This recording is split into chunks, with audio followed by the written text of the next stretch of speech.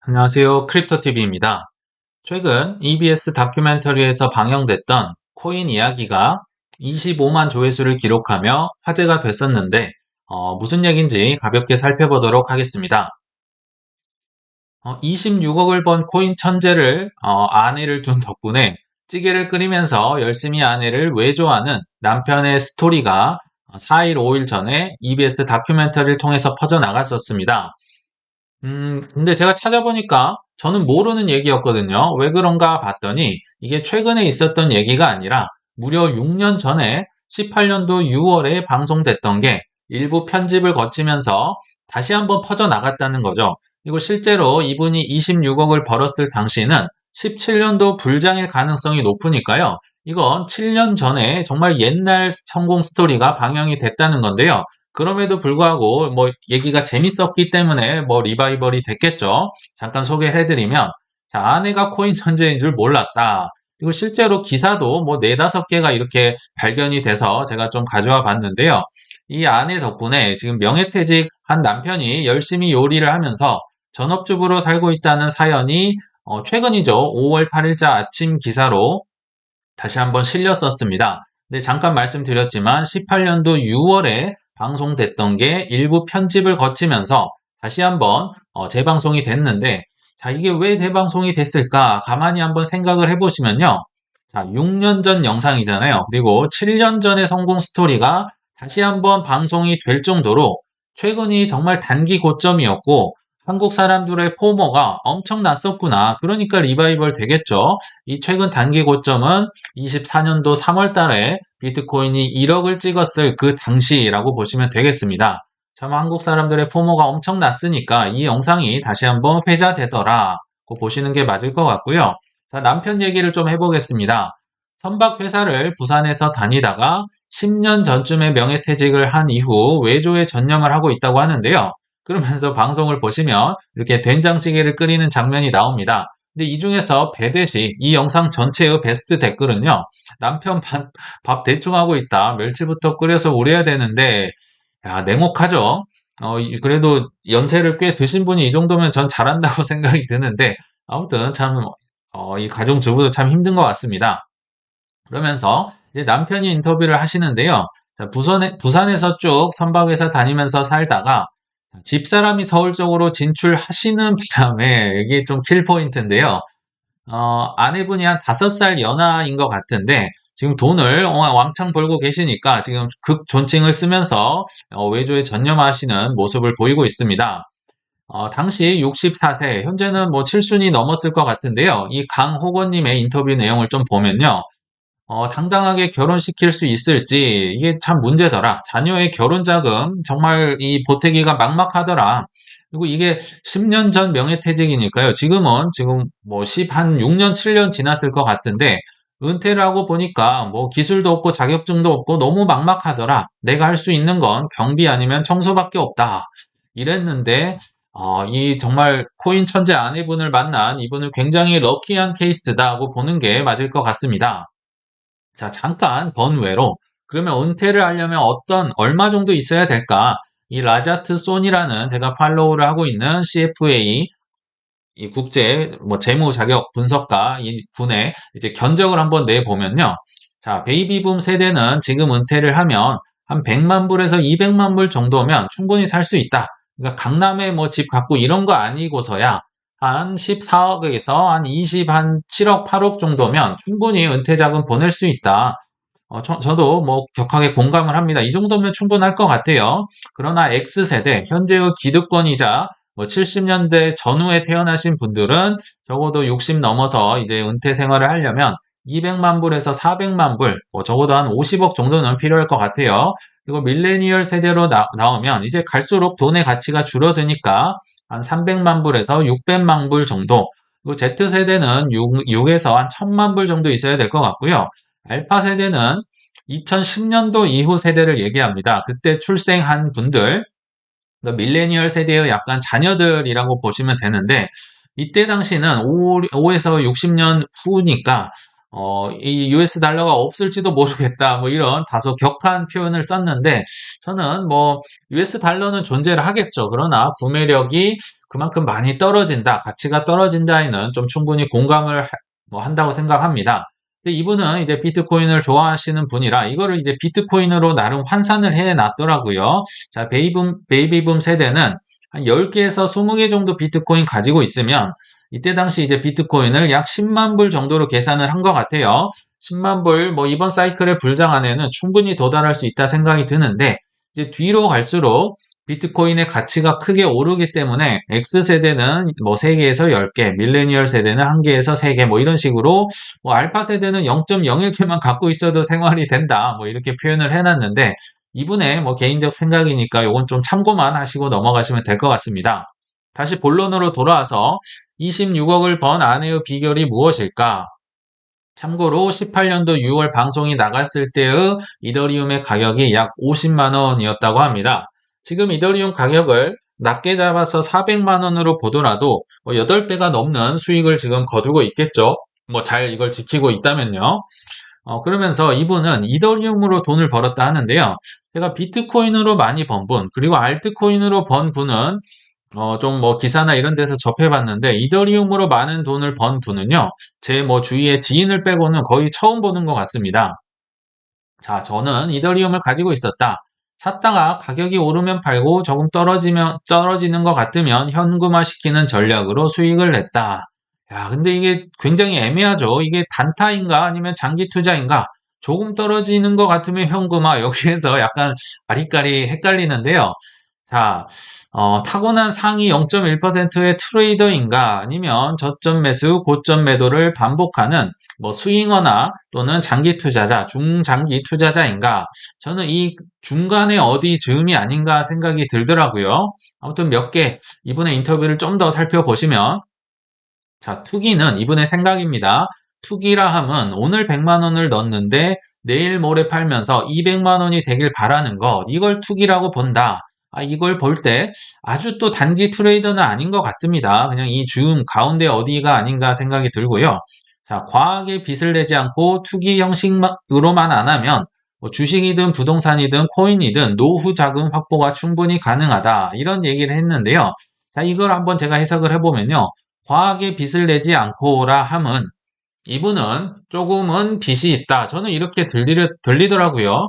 야, 이게 부동산은 뭐 어쩔 수 없다 생각이 듭니다. 뭐 비싸기도 하고 강제로 장기 투자를 하기 때문에 부동산은 뭐 그래도 빚을 지는 거 뭐 그렇게 저는 마음에 들진 않지만 뭐 그럴 수 있다 생각이 드는데 적어도 코인과 주식을 빚을 내는 건 굉장히 위험하다. 저는 이렇게 생각이 듭니다. 그렇게 하지 않으셨으면 좋겠다. 그리고 제가 아무리 찾아봐도요, 이 아내분의 근황을 찾을 수가 없는데요. 어떻게 됐는지, 뭐 지금도 잘 살고 계신지 혹시 아시는 분이 있으면 좀 댓글을 달아주시면 좋겠다는 생각이 들었습니다. 그러나 저는 저 부부보다도 훨씬 더 궁금한 분들의 근황이 있습니다. 자, 이 방송의 중간 부분을 보시면요. 오랜만에 만난 친구들 얘기가 나옵니다. 자, 이분이 아까 대표님이거든요. 사업체도 운영하시고 지금도 투자를 하고 계신다고 알고 있는데 이 5분의 친구들이 이제 카페에서 등장을 합니다. 자, 친구 편의상 A라고 하겠습니다. 이 A분은 자, 26억은 내가 뭐 상상도 할 수 없는 어마어마한 돈이기 때문에 너무 놀랍다, 놀랍다 이렇게 반복을 했는데요. 제가 볼 때 이분은 그래도 어느 정도 뭐 안정적인 기반이 있고요. 뭐랄까요? 좀 정상적인 분, 뭐 이렇게 좀 표현을 해보겠습니다. 근데 친구 B가 이어서 등장을 하는데 이분 약간 불안불안합니다. 자, 보시겠습니다. 저렇게 정보를 빨리 알아서 26억을 번 사람이 있는데 나는 뭐하고 살았느냐 이런 얘기를 하는 거죠. 근데 야, 이 정보를 빨리 알았다? 약간 애매하죠. 왜냐하면 17년도에도 그렇고요. 21년도에도 그렇고 정보를 빨리 안 사람들은 많지만 물리는 사람이 뭐 90%가 넘잖아요. 자, 두 번째 역시 같은 분이 하는 얘기입니다. 지금도 늦지 않았다고 생각해서 이 대표를 만나러 왔습니다. 지금도 늦지 않았다. 물론 이것도 맞는 말인데요.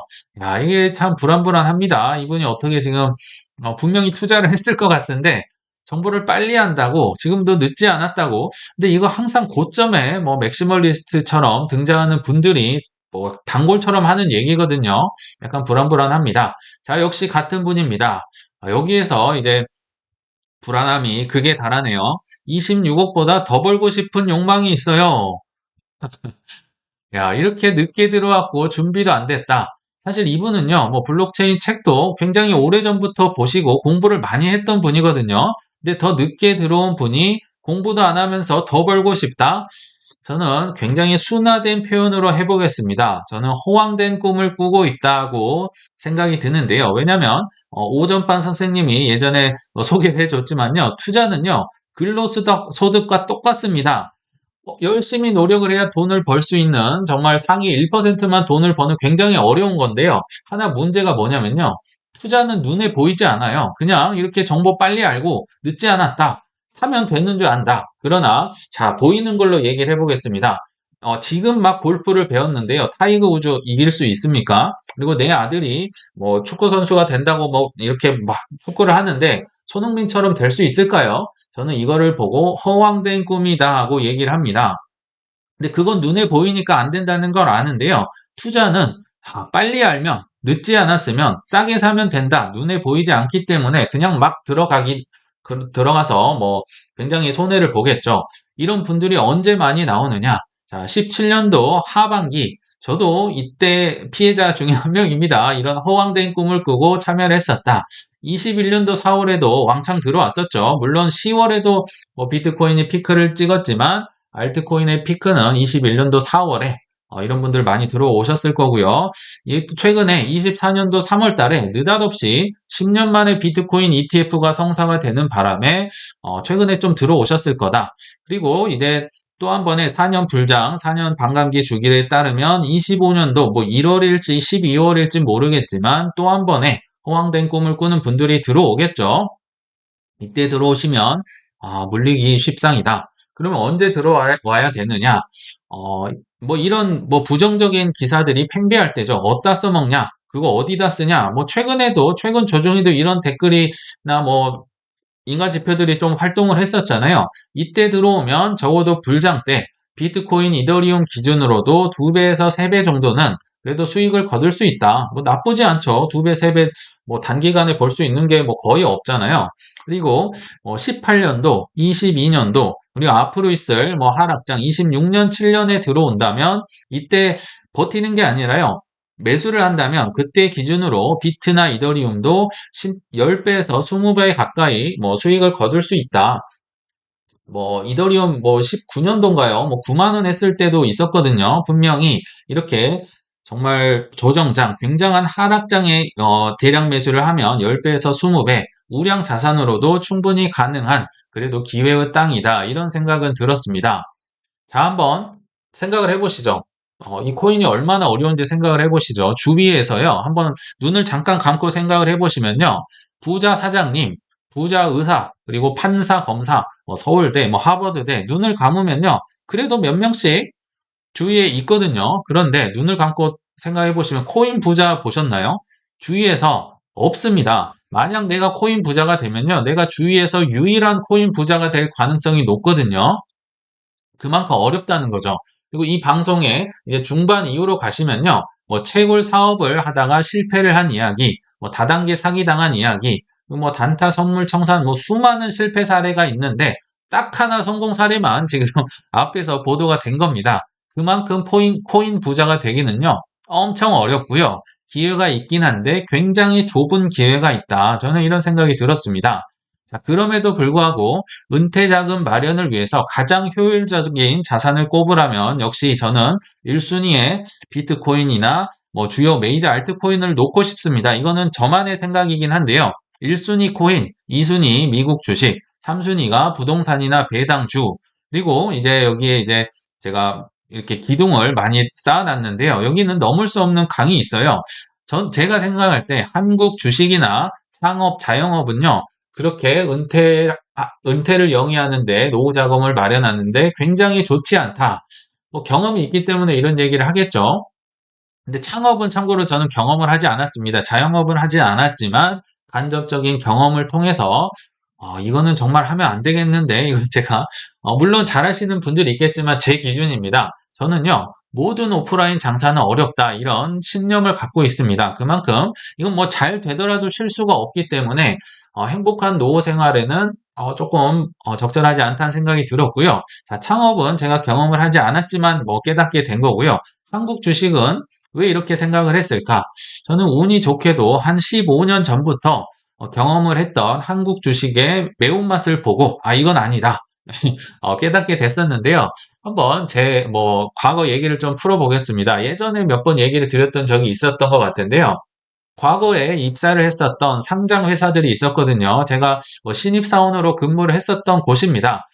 그때 당시와 현재를 비교하면요. 정말 주가가 이렇게 참담할 수가 없습니다. 제가 2008년, 9년 초까지 잠깐 있었던 회사입니다. 대우건설이라는 회사가 있었어요. 제가 근무를 할 때만 하더라도 여기 서울역 그 대우건설 본사가 떡하니 있었는데 이게 이제 서브프라임 모기지 사태를 겪으면서 누군가에게 팔려버리고 대우건설이 그때는 금호아시아나로 팔려갔다가 지금은 중흥건설로 팔려간 걸로 알고 있습니다. 굉장히 시련을 많이 겪고 있더라고요. 당시만 하더라도 종합시공 능력 1위다 하면서 굉장히 잘 나갔었는데 그때 당시 제가 입사했을 때 당시에 이제 주가를 이렇게 화살표로 해본 결과 그때 당시 한 16,000원 정도 했던 것 같아요. 이 주가가 기억이 나거든요. 심지어 굉장히 많이 떨어진 가격이었습니다. 최고점 대비해서. 근데 24년 5월 8일자 기준으로 제가 찾아보니까요. 여기 한 3,800원 정도로 떨어져 있습니다. 무려 마이너스 76.3%. 이게요. 무려 10 몇 년 전인가요? 15년, 6년 전에 이렇게 만약 샀다고 하면요. 마이너스 76%를 기록한다? 이건 정말 2배, 3배 올라도 모자를 판에 굉장히 참담하기 그지없죠. 그리고 이거를 최고점 기준으로 따져보면요. 한 33,162원까지도 올랐었더라고요. 그때 대비하면 마이너스 88.5%. 무슨 잡코인이 떨어진 것처럼 주가가 회복이 안 되고 있는 모습입니다. 그리고 제가 다녔던 두 번째 회사 현대백화점이라는 곳이 있어요. 압구정 현대 나름 화려하고 저도 여기 다녔을 때 막 어깨에 힘이 들어갔던 괜찮은 회사였잖아요. 그리고 압구정에 있으니까 자신감이 있었던 것 같은데 이때 당시에 제가 주가를 한번 찾아보니까요. 한 12만 6천 원 정도 했던 기억이 납니다. 제가 나온 이후로도 한 20만 원까지 갔던 것 같아요. 그러나 현재 기준으로 제가 검색을 해보니까 52,600원, 마이너스 58.2%네요.